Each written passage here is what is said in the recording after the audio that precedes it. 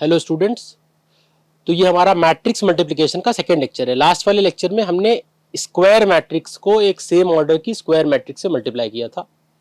अभी फिलहाल उसका एक आध क्वेश्चन और करेंगे एंड देन फिर मैट्रिक्स मल्टीप्लिकेशन के जो प्रॉपर्टीज हैं जिसमें हम डिसाइड करते हैं कि पहले कि इनका मल्टीप्लिकेशन होगा भी कि नहीं एंड देन प्रोसीड करते हैं, देन उस पर जाएंगे।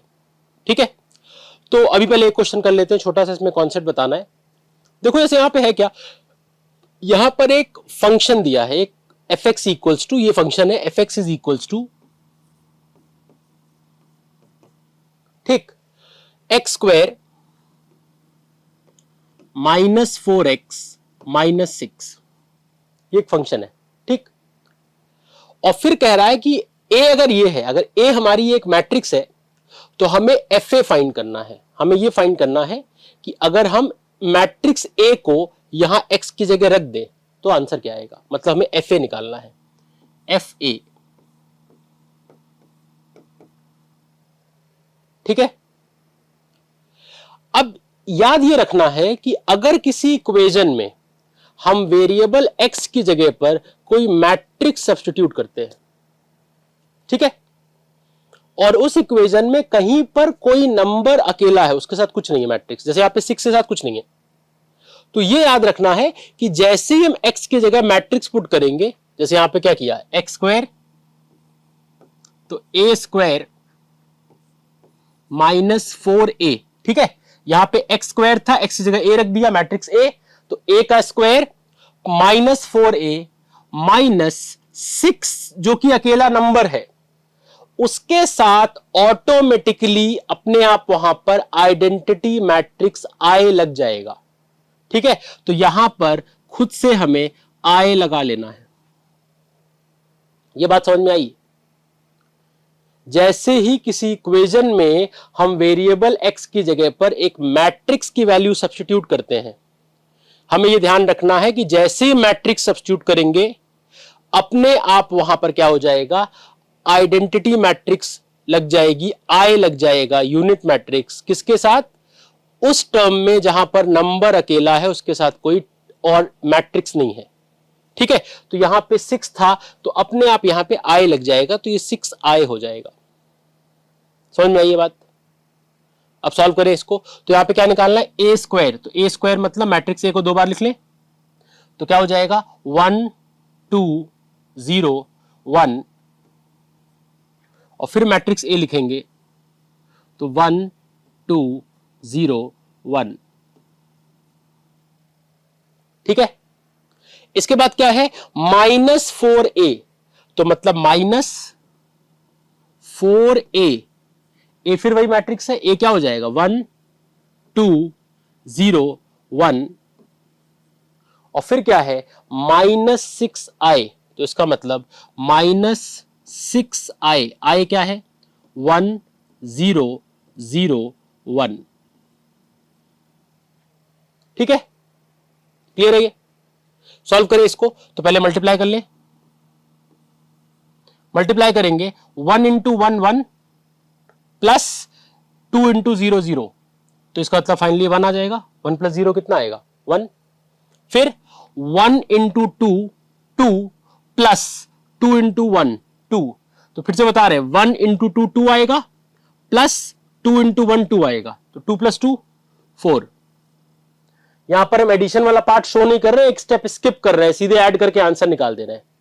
ठीक है, फिर आगे कोई कॉलम नहीं है तो नेक्स्ट रो पे आ जाए, इसका मतलब 0 इंटू 1 0 प्लस 1 इंटू 0, तो आ जाएगा 0। ठीक, लास्ट 0 इंटू 2 0 प्लस 1 इंटू 1, तो आ जाएगा 1। ठीक है, अब क्या होगा, यहां पर ये 4 अंदर जाएगा, जैसे हमने पढ़ा था scalar multiplication, multiplication of a matrix by a number, तो ये 4 अंदर आएगा। जब 4 अंदर आएगा तो अंदर जो जो नंबर लिखे हैं उन सबको मल्टीप्लाई कर देगा, तो इसका मतलब माइनस साइन यही रहेगा, याद रखना माइनस साइन अंदर नहीं जाएगा, केवल 4 अंदर जाएगा और अंदर के जो एलिमेंट्स हैं उन सबको मल्टीप्लाई कर देगा, तो इसका मतलब ये होगा माइनस 4 अंदर जाएगा, 4 इंटू 1 4, 4 इंटू 2 8, 4 इंटू 0 0, 4 इंटू 1 4। ठीक है, इसके बाद माइनस यही रहने दो, 6 को अंदर ले आओ, 6 इंटू 1 6, 6 इंटू 0 0, 6 इंटू 0 0, 6 इंटू 1 6। ठीक, अब क्या करेंगे, अब इसको सॉल्व करना है, फाइनल हमें आंसर निकालना है। यहां पे आंसर लिख रहे हैं, तो क्या होगा देखो 1 माइनस 4, ठीक है, देखो यहां पे 1 है, 1 माइनस 4 तो कितना आएगा -3, फिर -6 तो -3 -6 हो जाएगा -9। फिर से बताएं, देखो 1 -4 -3 होता है, 1 -4 क्या होगा -3, और यहां तक -3 आया, -3 -6 तो -3 -6 क्या आएगा -9, तो यह आ जाएगा -9। फिर 4 -8 -4 -0 तो यह आ जाएगा -4। देन 0 -0 तो 0 आ गया, -0 तो यह आ गया 0। ठीक, इसके बाद 1 -4 -3 आएगा, और -3 -6 अगेन -9, तो ये हमारा आंसर है। ठीक है, ये बात समझ में आ गई, इसमें कोई डाउट तो नहीं है? ओके, अब एक आध प्रॉपर्टीज और है छोटी मोटी, और फिर हम आएंगे अपने प्रॉपर जो हमारा टॉपिक है, multiplication of a matrix of any order by multiplying with a matrix of any other order. तो वहां पे चेक करना होगा पहले कि इस ऑर्डर में वो कंपैटिबल है कि नहीं मल्टीप्लिकेशन के लिए, मल्टीप्लिकेशन पॉसिबल है कि नहीं, और अगर मल्टीप्लिकेशन पॉसिबल है तो फिर आगे मल्टीप्लिकेशन के साथ प्रोसीड करना पड़ेगा। ठीक है, बट उस पे आने से पहले एक छोटी सी चीज और बतानी है, वो क्या है कि देखो मैट्रिक्स के केस में एक पॉसिबिलिटी ये भी बनती है जो कि जनरली नहीं बनती। जैसे जनरली हम क्या कहते हैं कि अगर 2 नंबर का या 3 नंबर का प्रोडक्ट जो है वो 0 आ रहा है, हमारे पास 2 नंबर है या 3 नंबर है, और तीनों को मल्टीप्लाई करने पर उनका जो प्रोडक्ट है, उनका जो मल्टीप्लीकेशन है वो 0 आ रहा है। ठीक है, तो ऐसा कब हो सकता है? ऐसा तब होगा जब उनमें से कोई एक नंबर 0 होगा। होता है, हमने ऐसा पढ़ा है कि अगर 2 नंबर है, 3 नंबर है, उनको मल्टीप्लाई करके उनका जो प्रोडक्ट है वो 0 आ रहा है, तो उसमें से कम एक 0 है, हो सकता है 2 नंबर 0 हो, तो उसमें 0 होना जरूरी है, होता है। लेकिन एक बात यह ध्यान रखना, मैट्रिक्स में यह जरूरी नहीं है। मैट्रिक्स के केस में ऐसा हो सकता है कि हमने एक मैट्रिक्स को दूसरे मैट्रिक्स से मल्टीप्लाई किया, ना तो फर्स्ट वाली मैट्रिक्स नल मैट्रिक्स थी, ना तो सेकंड वाली मैट्रिक्स नल मैट्रिक्स थी, लेकिन फिर भी जो आंसर आया वो आंसर हमारा नल मैट्रिक्स है। ठीक है, तो 2 ऐसी मैट्रिक्स जो नल मैट्रिक्स नहीं थी, दोनों में से कोई, उनको मल्टीप्लाई करके ऐसा पॉसिबल है कि जो आंसर आए हमारा वो एक नल मैट्रिक्स आए। ठीक है, इस चीज को ध्यान रखना। अब आते हैं जो हमारा टॉपिक है मल्टीप्लिकेशन ऑफ मैट्रिक्स में, कि अगर 2 मैट्रिक्स है, अलग अलग ऑर्डर की हैं, तो ये कैसे चेक करते हैं कि इनका मल्टीप्लिकेशन होगा कि नहीं, और चेक करने के बाद जब ये कंफर्म हो जाए कि मल्टीप्लिकेशन होगा तो फिर आंसर किस ऑर्डर का आएगा ये कैसे पता करते हैं, और फिर लास्ट में कि फिर अल्टीमेटली उनको मल्टीप्लाई कैसे करते हैं एट द एंड। ठीक है, तो फॉर एग्जाम्पल अगर हमारे पास जो हमारा टॉपिक है ये है multiplication of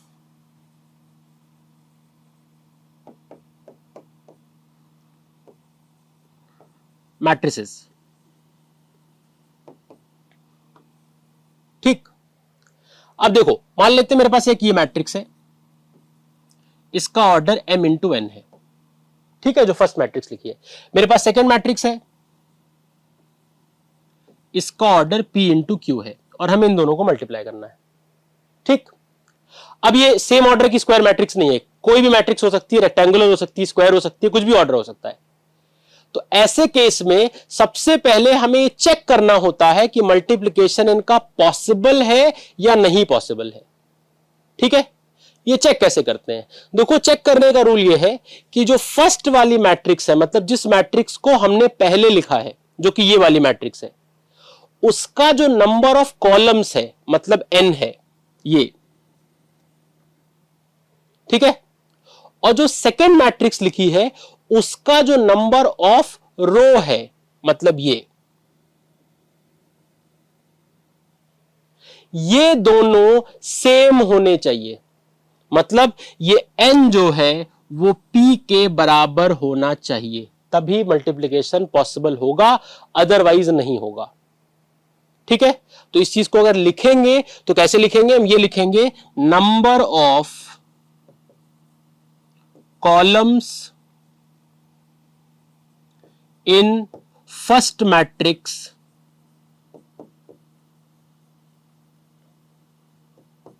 is equal to number of rows in the second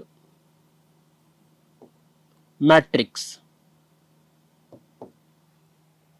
ठीक है, तो दो मैट्रिक्स कंपैटिबल तभी होंगी मल्टीप्लिकेशन के लिए जबकि जो पहले मैट्रिक्स लिखी है उसका नंबर ऑफ कॉलम, यहां पे n क्या रिप्रेजेंट कर रहा है, नंबर ऑफ कॉलम्स, अगर वो सेकेंड वाले मैट्रिक्स के नंबर ऑफ रोज के इक्वल होगा तभी मल्टीप्लिकेशन पॉसिबल होगा, नहीं तो नहीं होगा। ठीक है, तो यहां पर ये n है, ये p है, अगर ये n और p इक्वल हुआ तभी मल्टीप्लिकेशन पॉसिबल होगा, अदरवाइज मल्टीप्लिकेशन पॉसिबल नहीं होगा। ठीक, अब बात आती है कि मल्टीप्लिकेशन चलो पॉसिबल हो गया, n जो है वो p के इक्वल हो गया। अब नेक्स्ट बात ये आती है कि जो इसका आंसर आएगा उसका ऑर्डर क्या होगा। तो देखो, जो आंसर आएगा उसका ऑर्डर डिसाइड करेंगे ये वाला m और ये वाला q मिलके। जो आंसर आएगा उसका ऑर्डर ये वाला m और ये वाला q मिलकर डिसाइड करेंगे। इसका मतलब इसका आंसर आएगा m क्रॉस q ऑर्डर का। ठीक है, यहां से m मतलब फर्स्ट वाले मैट्रिक्स का नंबर ऑफ रो लिया जाएगा और यहां से q मतलब जो सेकंड वाली मैट्रिक्स है उसका नंबर ऑफ कॉलम लिया जाएगा। इस ऑर्डर का आंसर हमें मिलेगा। ठीक है, तो ऐसे केस में पहले क्या करते हैं, पहले चेक करते हैं कि मल्टीप्लिकेशन इज पॉसिबल और नॉट, और जब ये पक्का हो जाता है कि ये पॉसिबल है तो फिर ये नेक्स्ट निकालते हैं कि जो आंसर आने वाला है, जो रिजल्टेंट आने वाला है मैट्रिक्स, वो उसका ऑर्डर क्या होगा। ये बात आई समझ में। ठीक है, फिर से रिपीट करते हैं जल्दी से कि जो फर्स्ट मैट्रिक्स है उसका जो सेकंड कंपोनेंट है, मतलब उसका जो नंबर ऑफ कॉलम्स है, और जो सेकंड मैट्रिक्स है उसके ऑर्डर का जो फर्स्ट कंपोनेंट है, मतलब जो नंबर ऑफ रो है, अगर वो इक्वल नहीं है तो हम क्या लिखेंगे, वी कैन नॉट मल्टीप्लाई, ये दो मैट्रिक्स मल्टीप्लाई नहीं हो सकती। ठीक है, लेकिन अगर ये n और ये वाला p इक्वल हो गया तब हम कहेंगे मल्टीप्लिकेशन इज पॉसिबल, और मल्टीप्लिकेशन पॉसिबल है, जो आंसर आएगा उसका ऑर्डर होगा m क्रॉस q, तो m क्रॉस q ऑर्डर का आंसर आएगा। ये बात आ गई समझ में। ठीक, छोटे छोटे एग्जांपल इसके कुछ देखें।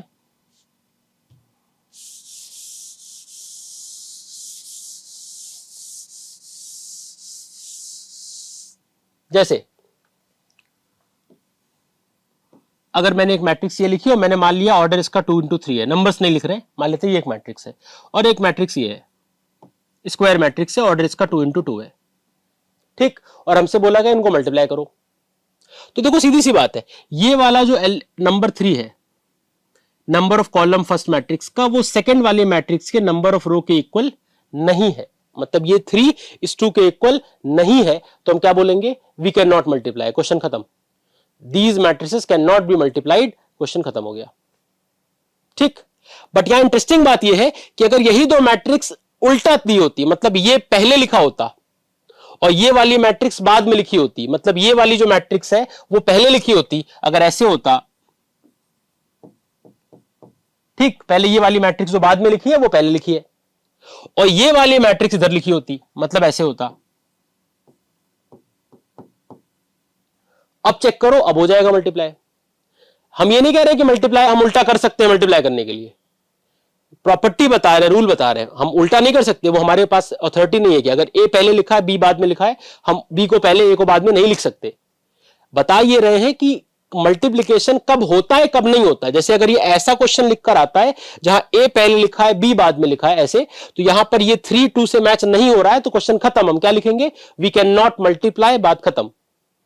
ठीक है, लेकिन बाय चांस अगर क्वेश्चन ही इनिशियली हमें ऐसा मिले कि ये वाली मैट्रिक्स पहले लिखी हो 2x2 की और ये 2x3 वाली मैट्रिक्स बाद में लिखी हो, तो यहां पे अगर चेक करोगे तो इसका नंबर ऑफ कॉलम इसके नंबर ऑफ रो के इक्वल है।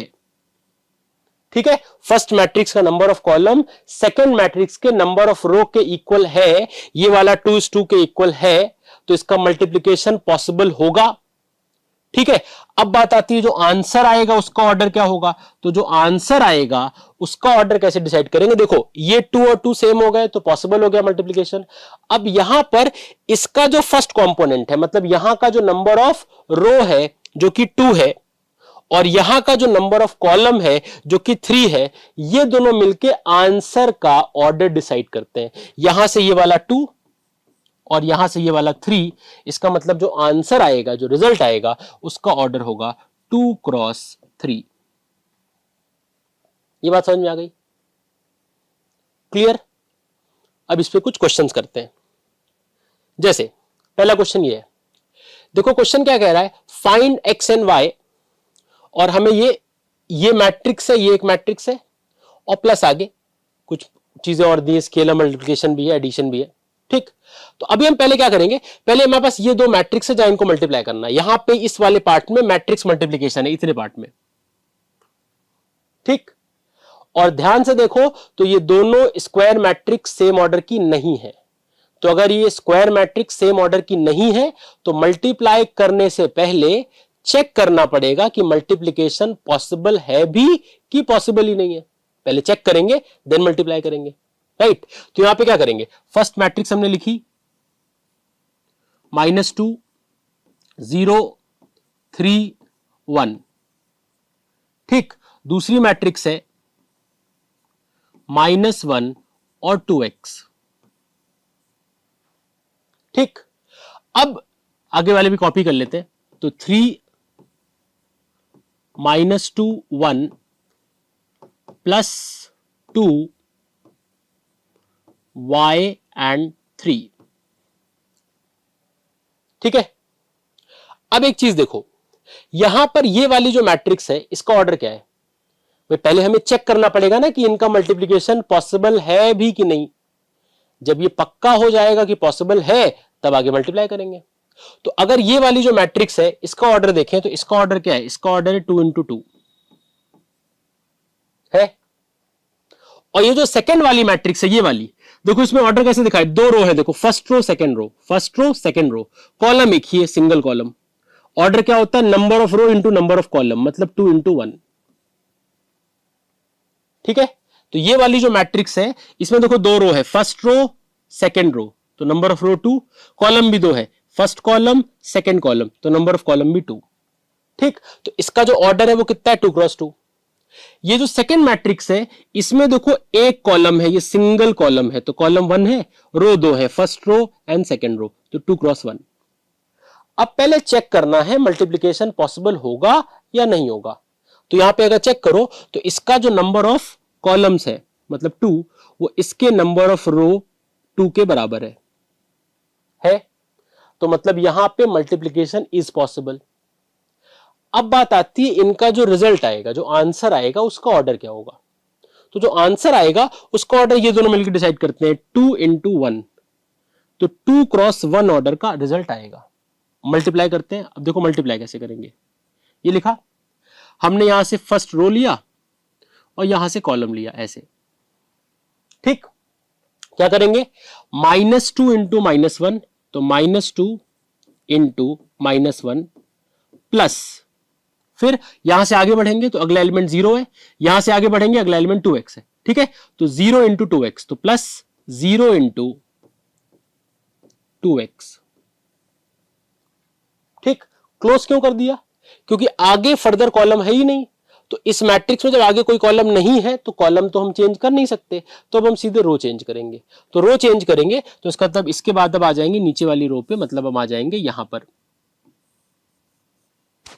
ठीक है, तो अब जो ये फर्स्ट वाला रो आ गया इसका। अब नेक्स्ट आते हैं, यहां पे आएंगे तो क्या आएगा, देखो 3 × -1 होगा, 3 × -1, तो 3 × -1 प्लस, फिर यहां से आगे बढ़ेंगे तो क्या आएगा 1 इंटू 2x, ये 1 मल्टीप्लाई होगा 2x से, तो 1 इंटू 2x।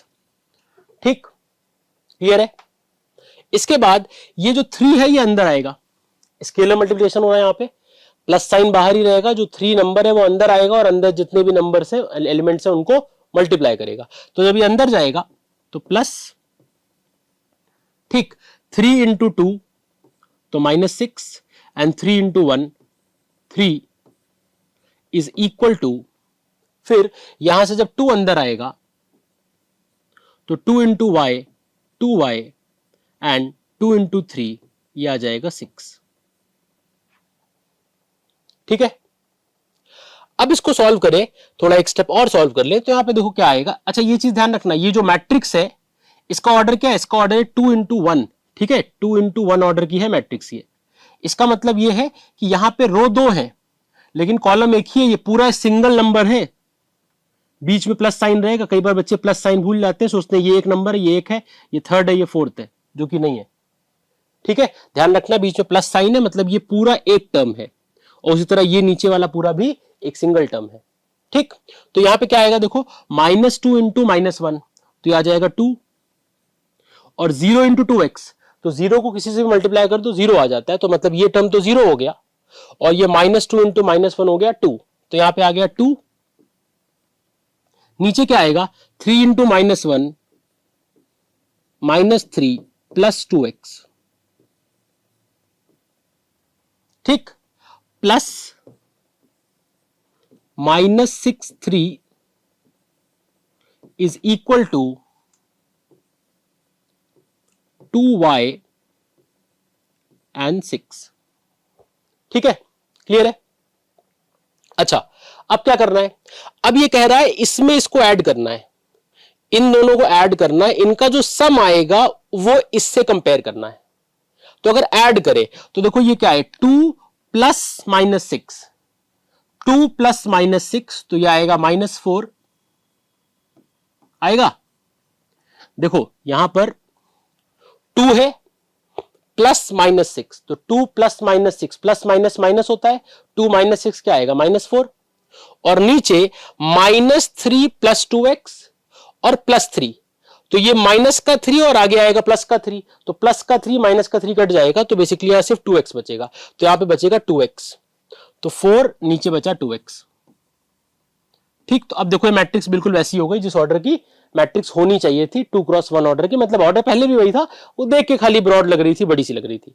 ठीक है, अच्छा इसके बाद इसमें क्या करना है, इसमें हमें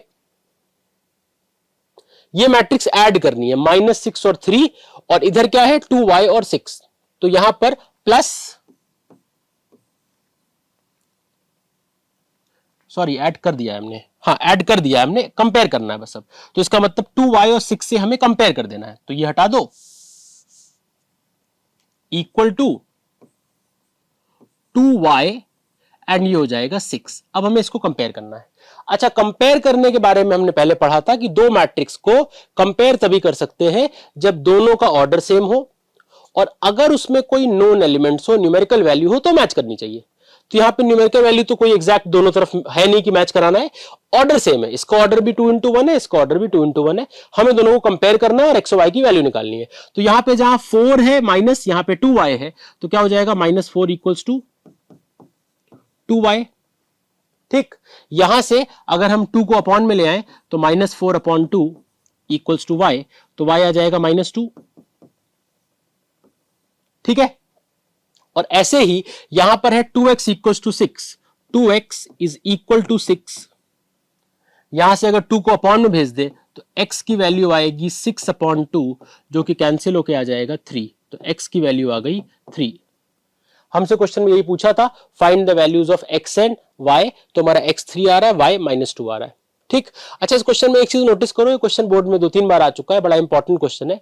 हमने इस चैप्टर में जो जो पढ़ा, हमने क्या क्या पढ़ा, कंपैरिजन ऑफ टू मैट्रिक्स से स्टार्ट किया था, comparison of matrices, addition subtraction of matrices, scalar multiplication, and then matrix multiplication, multiplication of a matrix by a matrix. Notice करो तो इस क्वेश्चन में चारों टॉपिक यूज हो रहे हैं। देखो यहां पे एडिशन भी है, बाहर 3 है, यहां पे 2 है, तो अंदर गया तो स्केलर मल्टीप्लिकेशन भी है।